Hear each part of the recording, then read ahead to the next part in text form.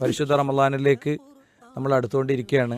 സാധാരണ റമദാൻ എപ്പോഴാണ് ആളുകൾക്ക് ഓർമ്മ വരലെന്ന് വെച്ച് കഴിഞ്ഞാൽ നാളെ അത്താഴത്തിനുള്ളത് കൊണ്ടുവരണ്ടേ എന്ന് ഭാര്യമാർ ചോദിക്കുമ്പോഴാണ് ആണുങ്ങൾക്ക് ഇത് ഓർമ്മ വരല്.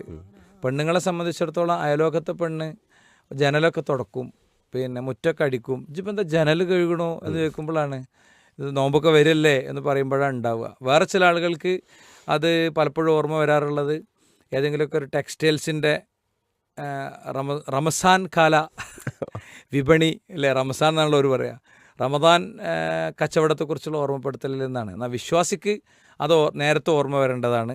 കാരണം ഇപ്പോൾ തന്നെ ചില പ്ലാനിങ്ങുകൾ ചെയ്യാനുണ്ടാകും. ഇപ്പോൾ ഒരു കച്ചവടക്കാരനാണെങ്കിൽ അവൻ്റെ പർച്ചേസ്, പെരുന്നാളിനും നോമ്പിനും വേണ്ടിയുള്ള പർച്ചേസ് ഈ അവസാന രാവുകളിൽ തിരുപ്പൂരിലും തിരുവനന്തപുരത്തും കോഴിക്കോടും തിരൂരിലും പിന്നെ ഒന്ന് കറങ്ങിയിട്ട് തീർക്കേണ്ട ആവശ്യമില്ല. അതൊക്കെ നേരത്തെ പർച്ചേസ് ചെയ്തിടാം. ഫുൾ സാധനങ്ങൾ റിക്വയർമെൻറ്റ്സ് കംപ്ലീറ്റ് നേരത്തെ പർച്ചേസ് ചെയ്യുമ്പോൾ പർച്ചേസ് എളുപ്പമാകും. പഠിച്ചവൻ്റെ ഈ നീയത്തിലാവുമ്പോൾ പഠിച്ചവൻ്റെ സഹായം ഉണ്ടാകും. പിന്നെ ഷോപ്പൊക്കെ നടത്തുന്ന ആളുകൾ ആ സമയത്തേക്ക് ഒരു സ്റ്റാഫിനൊക്കെ ക്രമീകരിച്ച് കുറച്ചും കൂടി കടകളിൽ നിന്നൊക്കെ ഒന്ന് റിലാക്സ് ആകാൻ ആവശ്യമായിട്ടുള്ള കാര്യങ്ങളൊക്കെ ചെയ്യേണ്ടി വരും. ഇനി കുറേ മാസങ്ങളുണ്ടല്ലോ എനിക്ക് റമദാനിലേക്ക് എന്ന് ചിന്തിക്കുന്നതിന് പകരം ഇനി എനിക്ക് 2 മാസവും ഒരു 20 ദിവസവും ഫെബ്രുവരി മാസത്തിൽ നമുക്ക് റമദാൻ വരികയാണ്, അടുത്താണ് എന്നാണ് ചിന്തിക്കേണ്ടത്. ഇനി കുറച്ചേ ഉള്ളൂ, അതിൻ്റെ മുമ്പ് എനിക്ക് കുറേ അധികം കാര്യങ്ങൾ പ്ലാൻ ചെയ്യാനുണ്ട് എന്ന് ചിന്തിച്ചാൽ റമദാനിനെ കുറച്ചുകൂടി ഫലപ്രദമായി ഉപയോഗപ്പെടുത്താനുള്ള വഴി എന്തിനാണെന്ന് ചോദിച്ചാൽ, റമദാൻ എന്നുള്ളത് നമ്മൾ മലയാളത്തിൽ നമ്മളതിനെപ്പറ്റി പറയാറുള്ളത് പുണ്യങ്ങളുടെ വസന്തകാലം അല്ലെങ്കിൽ പുണ്യങ്ങളുടെ പൂക്കാലം എന്നൊക്കെ പറയാറുണ്ട്.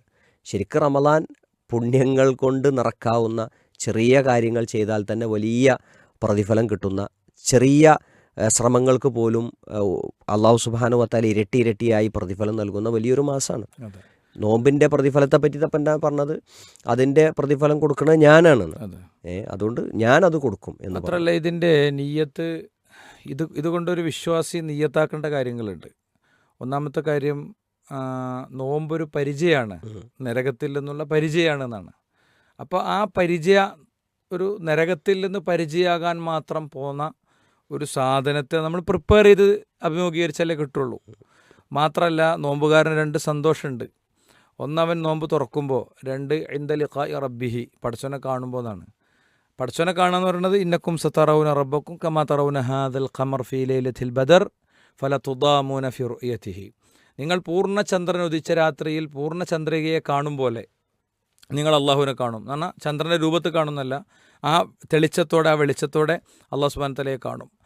ആ കാഴ്ചക്ക് നമ്മളെ പര്യാപ്തമാക്കുന്ന നോമ്പാണ് നോൽക്കേണ്ടത്. സ്വർഗം ലഭിക്കുന്ന നോമ്പാണ് നോൽക്കേണ്ടത്. സ്വർഗത്തിലേക്കുള്ള പ്രത്യേക കവാടം റയ്യാൻ കടക്കാനുള്ള നോമ്പാണ് നോൽക്കേണ്ടത്. അപ്പോൾ അതിനുള്ള പ്രിപ്പറേഷൻ ഇപ്പോൾ തന്നെ എന്ത് ചെയ്യണം, ആയിപ്പോകണം, ചെയ്തു പോകണം. അത് ഇപ്പോൾ നമ്മൾ സാധാരണഗതിയിൽ ഈ പെരുന്നാക്കൾ ഡ്രസ്സ് എടുക്കലടക്കം അവസാനത്തെ പത്തിലെടുക്കുക, അതൊക്കെ ഇപ്പം ചെയ്തു പോകണം. റമദാനിലുള്ളൊരു എമൗണ്ട് ക്ലിയർ ചെയ്ത് വെക്കണം. റമദാനിന് പള്ളിയിൽ പോകാനുള്ള പ്ലാൻ ഉണ്ടാക്കണം. റമദാനിൽ പ്രത്യേകം സ്വതക്കക്ക് പ്രാധാന്യമുണ്ട്.